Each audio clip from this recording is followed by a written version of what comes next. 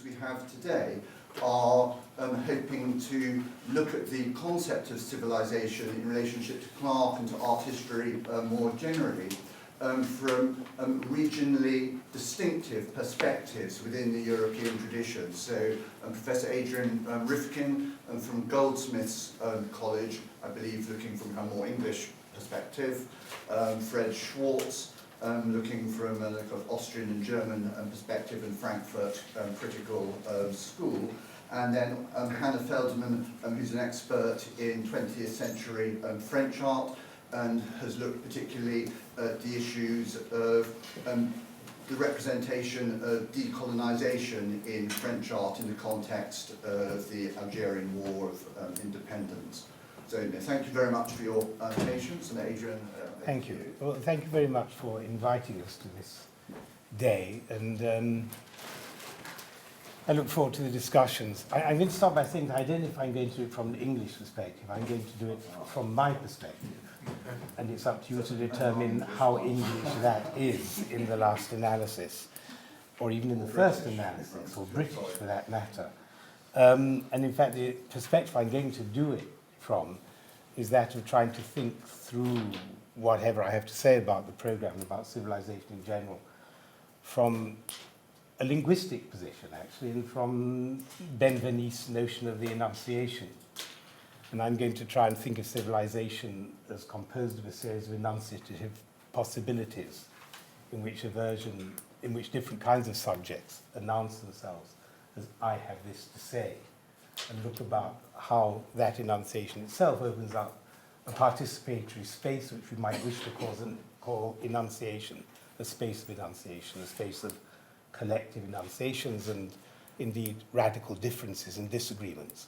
I'm here following a slightly Rancierian perspective on it and saying that one thing which civilization does is to cloak the enunciation of the sans part, those without a part. And maybe that's what many of us felt when we saw Clarke for the first time. Although whether we felt that with sincerity or not, I don't know, as I had very much the same education as he did, though not the amount of money that he had. But you might say that we belong to an enunciative space in which we could say, I'm an Oxford boy, okay? Finish. Let's get that out of the way. I wanted to begin actually just by reading a tiny little paragraph from a book just published in France by the novelist Yannick Aenel, whose work I very much like. And it's an account of 2 years that he spent in Florence to try and recover from the illness of being French. So there already we're putting a process of entering and exiting civilizations into place. I'm translating something I've just read, so please excuse the roughness. We were in 2011. He's just arrived in Florence for a 2-year stay. We were in 2011. He's arrived on the night train. It's pouring with rain. Berlusconi was still in power. Impossible to forget his head. Pasted everywhere on the news kiosks, #1 page of the newspapers, you only saw his head. And everywhere, in big letters, the expression bunga bunga. Berlusconi was surrounded on every photograph with young women lightly dressed who formed a kind of venal cortege around him. Vulgarity is always infernal. Berlusconi smiled. This smile splattered the town. It proclaimed the satisfaction of the person who soils. So that's Aenel's feeling on arriving in Florence, and it's the kind of civilizational enunciation which I want to start with, because in a way it puts in perspective the placing of the objects within different enunciations. To go to recover from Berlusconi, he then goes and reads to himself in the pouring rain the doors of the baptistry, and reads, if you like, Ghibertius, something which will save him from Berlusconi's vulgarity, if anyone ever can be saved from it. So there's a way in which this French writer writing now kind of wants to make these come back to Clarke and Clarke's own fear of vulgarity, which he announced with such force in, I think it's episode 8 or 9, 8 of Civilization, I think, in which he talks about the deterioration of Pieter de Hoof's work in 17th century Amsterdam over the period in which the Dutch bourgeoisie themselves moved from being people with a kind of generosity and invented culture of a new wealth, to being a kind of very vulgar people who want more possessions than you need for a good painter to paint, if you like. And de Hoogh's work over a 10-year period, in some ways for Clarke, records that process of a shift from innovative enunciation, cultural enunciation, to one of vulgar superfetation, if you like. And Clarke is very sensitive to these things. Now, I saw the Clarke when it came out, obviously, and I saw it in black and white. And I only discovered 2 years ago that it was in colour. And that was a bit of a shock. And I saw the John Berger 3 years later, and that was in black and white. And again, 2 years ago, I discovered it was in colour when I was preparing a paper on Berger and looked at it again. So for me, these remain black and white experiences. And they remain an experience of a kind of asceticism of an older form of media than we have now. What I'm going to do now is I want to look at a few pictures. I'm going to call them pictures because that's what they are. And I'm going to show you about 3 minutes of extracts from Civilization. Now I want to talk about the implications of these for what I'm talking about as being enunciation. In the little poster we've got for this thing, the poster talks about Clarke inventing with this in particular national framework. He invented his civilization within that framework. And I just wanted to show you this photograph of the late 30s, I guess, of the Clarke couple and the Dali couple standing side by side in evening dress.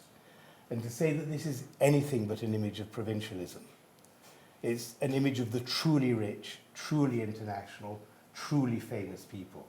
You know, very few celebrities in our own time can get near this level of what I shall for a moment say is the opposite of vulgarity. This is not the vulgarity of Russian oligarchs or British football players. It's something which is entrenched in immeasurably deep layers of wealth, privilege, and, as it happens, achievement in the fields of culture. I think, in a way, the big difference between Dali and Clarke is that Clarke doesn't seem to mind the fact that his crease doesn't fall directly on his knee. But then he's very rich, and he doesn't need to worry about those things. But I also want to point something out to you about how camp Clarke and Dali are, how much they are dressed in evening dresses like their wives are. The tailoring is sumptuous, it's body-hugging in parts, it's loose in others. There's something, yes, inherently camp about it, inherently the dress of people who are not concerned about how people think about them or their sexuality. It took a long time for the queer to emerge as such, as belonging to the sans part, if you like, without a part of the gay, of the queer, whatever, in our own period. And certainly that campness which is there in Clarke was never there in Berger. Berger's 4 programs, the critique of Clarke, are the straightest, bullying, white male general son you can find. And at every stage of Clarke's civilization, you'll find his camper.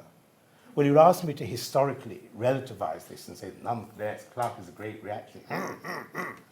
And I'm going to say, looking back on it now, we're in a position to say, let's look at what time I started. Should I finish at 22? Would that be okay?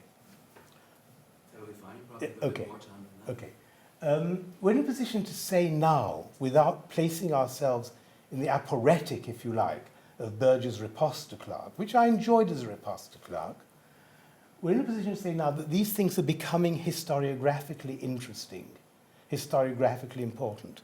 It's something I discovered in my own research when I started out working on Angler in the late 1960s. And there was nothing to read then, if you like. There was very little to read. A lot of the stuff one had to read was stuff written by reactionary academicians in the 1900s, 1920s, 1930s, even 1950s. And it was very dreary. And it was very dreary until you went and looked at the archives of these writers and the archives of the Institut de France and realized, in fact, no, this isn't anthropology, this isn't ethnology, this is a civilization of what a linguistician would have called a kind of very limited form of speech. It looks very sophisticated, but it's an exchange between people who don't need to move outside their endogamous situation. So it's a restricted code. That's what linguistics will call it. What looks like the refined height of civilization, historical commentary, is an extremely restricted code. And in Clarke, you see an interesting version of that restricted code, in the way in which it's open to being penetrated by discourses to which it's also hostile. And this is something you're going to see in the two extracts I'm going to show from Clark shortly. But it's also why perhaps we took Berger as being such a breaking out of that restriction without perhaps necessarily seeing the extent to which he shares it with Clark. And that in the end, for me, symptomatically read now, Clark and Berger are both the end of something. And we weren't able to see the end of that something because in our own attempts as the new art historians, the young art historians, the radical historians of the 1970s, we turned it into syllabus. We turned our perception of those differences and our own work as it emerged into syllabus.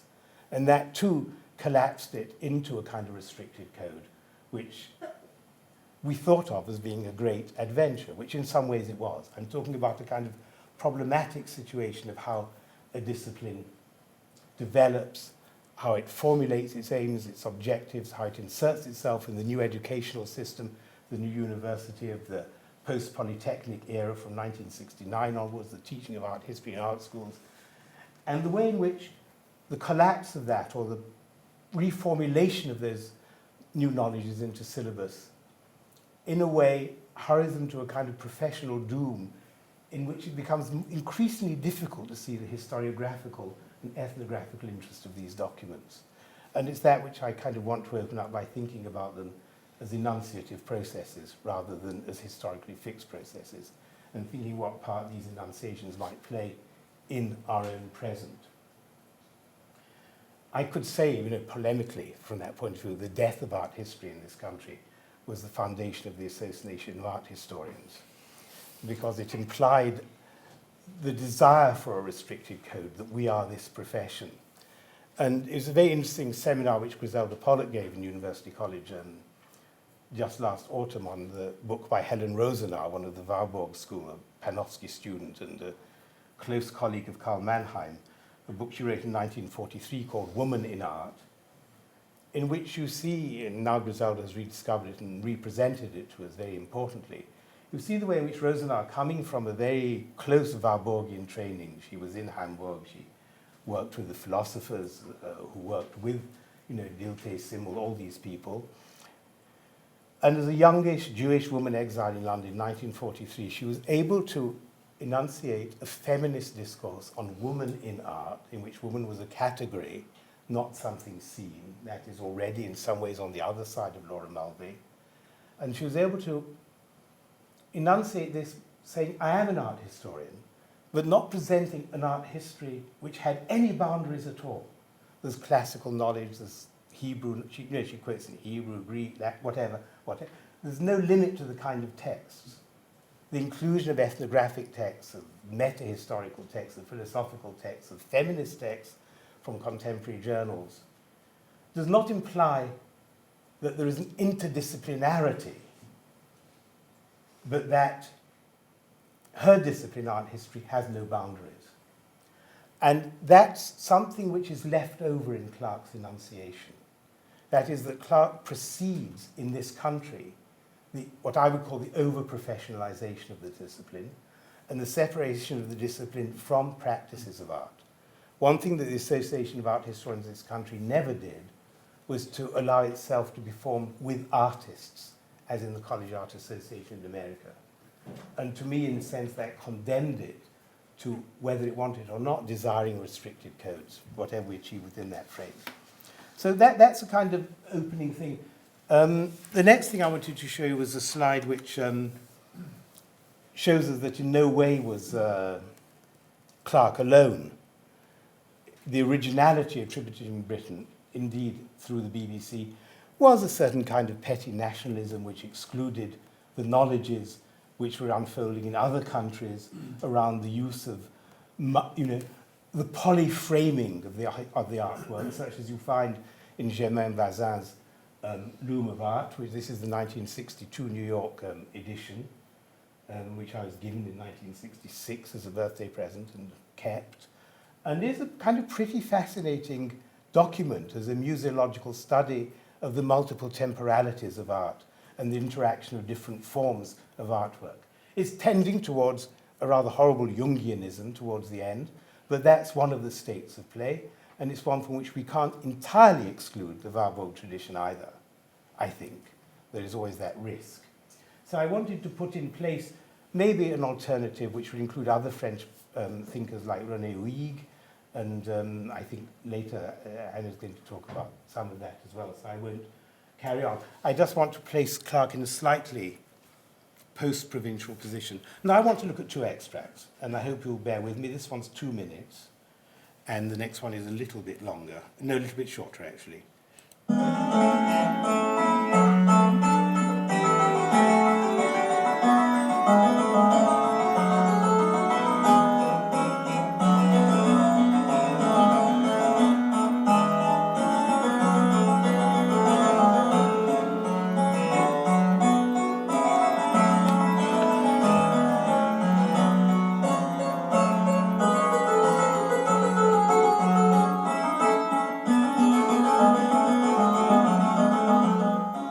I don't say much about economics in this program, chiefly because I don't understand them, and perhaps for that reason believe that their importance has been overrated by post-Marxist historians. But, of course, there's no doubt that at a certain stage in social development, fluid capital is one of the chief causes of civilization, because it ensures three essential ingredients: leisure, movement, and independence. It also allows that slight superfluity of wealth that can be spent on nobler proportions, a better door frame, or even a more extraordinary tulip. Please allow me 2 minutes digression on the subject of tulips, because it really is rather touching that the first classic example of boom and slump in capitalist economy should have been not sugar, nor railways, nor oil, but tulips. It shows how the 17th century Dutch combined their two chief enthusiasms, scientific investigation and visual delight. The first tulip had been imported from Turkey in the 16th century, but it was a professor of botany at Leiden, the first botanic garden of the north, who discovered its attribute of unpredictable variation, which made it such an exciting gamble.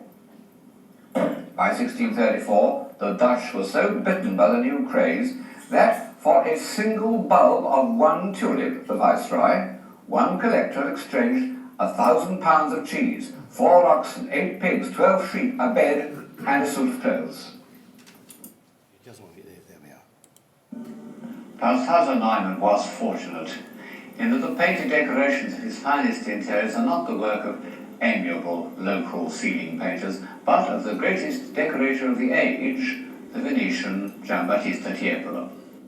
Here's his masterpiece, the ceiling of the staircase in the Bishop's Palace at Würzburg, known as the Residence.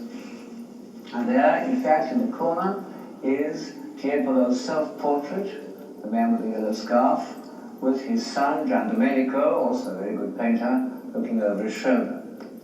And then, as we move along to the middle, here, this very grand, military-looking man is the architect himself, Balthasar Neumann, looking the great master of fortifications. The residence doesn't seem quite our idea of a bishop's residence, being in fact about 3 times the size of Buckingham Palace, incomparably more splendid, and one can't help speculating on the tithes and taxes that the peasants of Franconia had to pay in order that their episcopal master should do himself so well.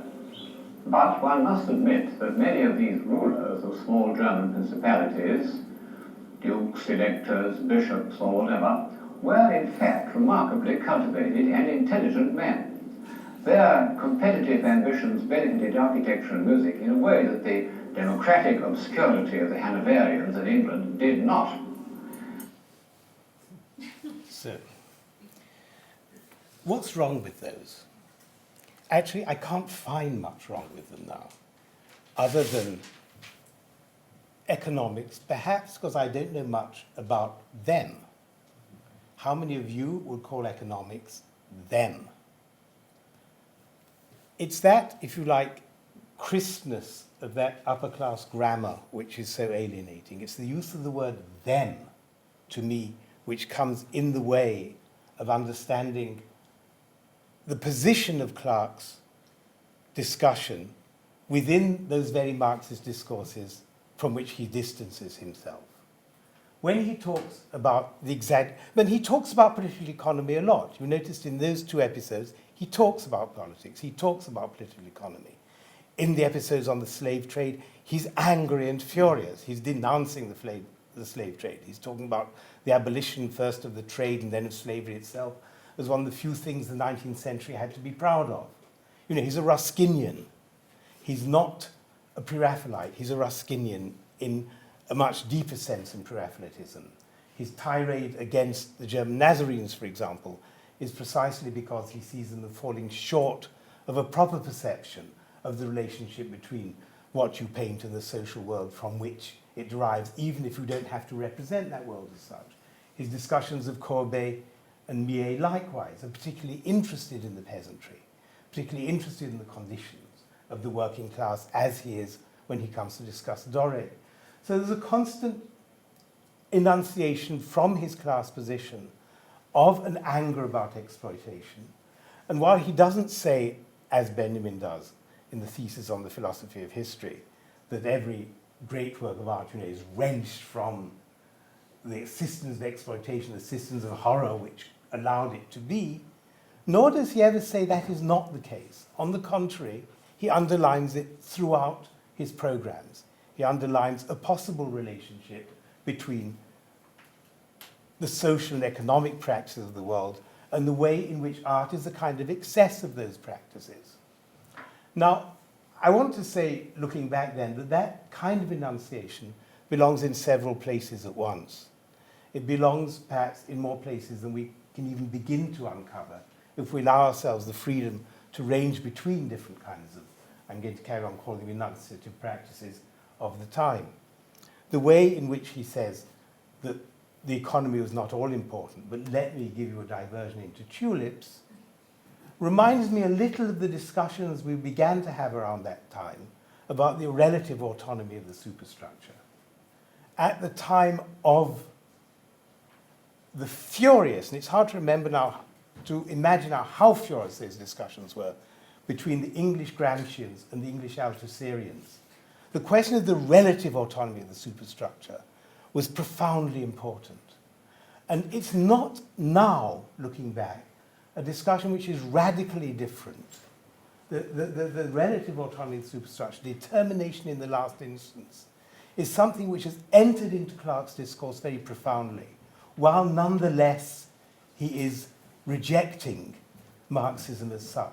Just as his freedom to juxtapose images, sounds, different periods of history with each other, to flash between periods, is something which he himself proclaimed to have learned from Warburg's last lecture at the Hertziana in 1929.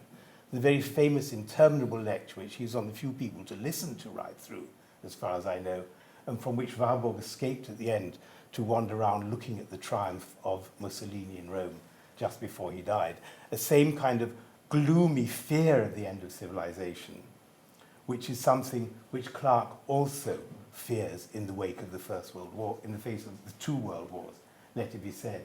So maybe in this very blandness of Clarke, we have to look for an après-coup, an effect after the event of a kind of Warburgian sensibility, which we would wish to reject completely, because our own contemporary forms of attachment to, and might I say even fetishism for Warburg, who was no more socially progressive than Clarke was in his time. If you read the main study of Warburg's relationship with the city of Hamburg, he's a conservative. He's a banker's son.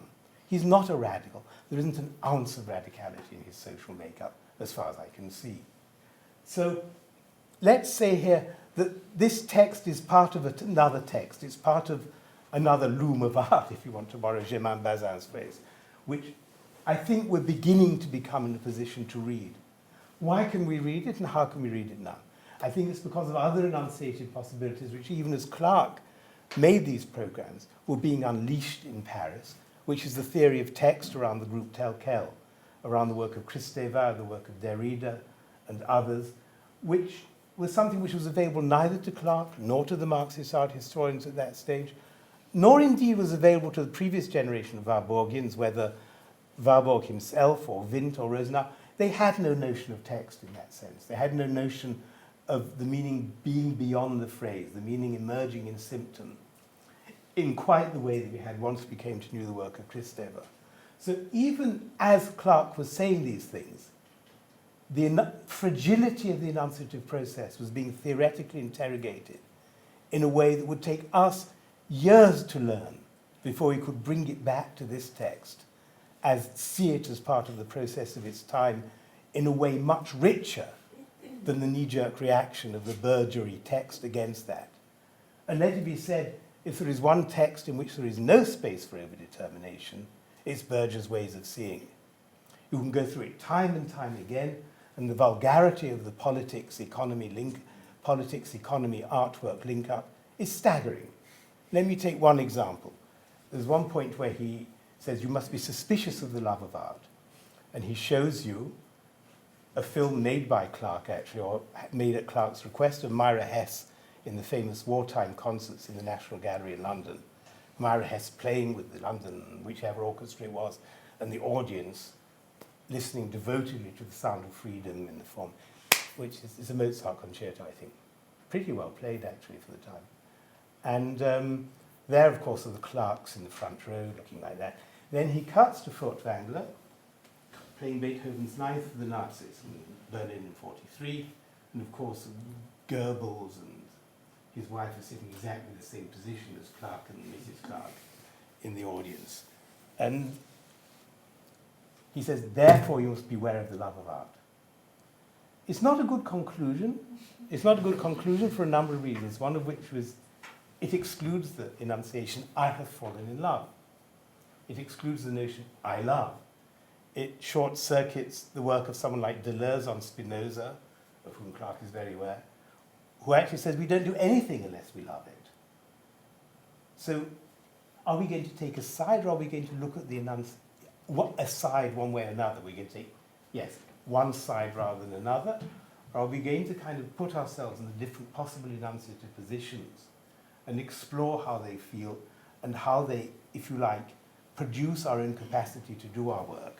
And here I think the question of love and art is one on which one can say that Berger missed by a long shot. Of course he had to, because he had to take a position on this. But if, say, you take a book which has been so important on our own epoch, like Deleuze and Guattari's Mille Plateaux, there isn't a text or musical score or figure that they cite in that which is not one that they've chosen because they love it. Which is one reason I can't read that book peacefully, because I don't love anything they do. In fact, I hate almost all of it, including, I have to say, Kafka and Schumann. But that's another story. Those are some of the terrains on which we need to exercise our thought.